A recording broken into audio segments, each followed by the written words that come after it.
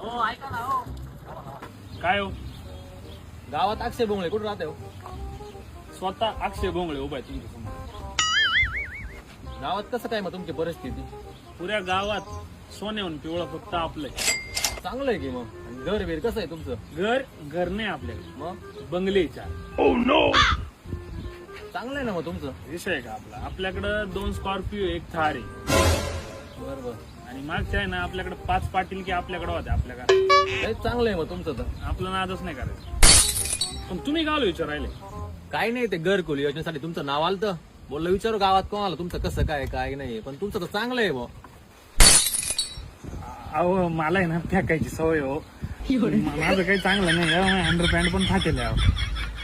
ते करा ना तेवढं घरकुलचं पाना आपलं. चांगलं आहे तुमचं. थार आहे कुठे गेला तुमचा थार? अहो काही नाही असं, पण तुम्ही थांबा ना. काय कुठं चाललंय तुम्ही? हो नाही नाही अहो